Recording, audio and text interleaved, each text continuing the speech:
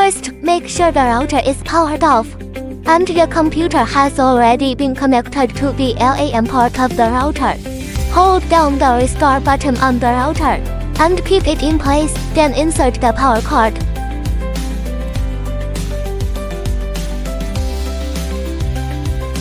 Right-click on the computer network icon to open the network and internet settings.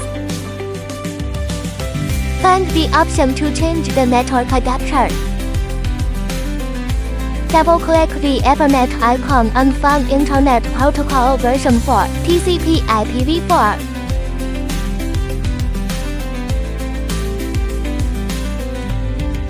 Click and select to use the following IP address. Set the subnet mask to 192.168.1.10.255.255.255.0 and click Save. Open the browser, type 192.168.1.1 to enter the router flashing page and then release the restore button. Click on the firmware update and select the file.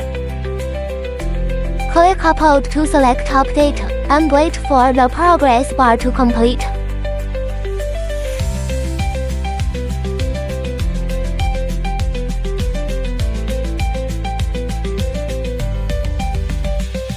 Open the browser and type 192.168.1.1 to jump to the login page, which indicates that the flashing was successful.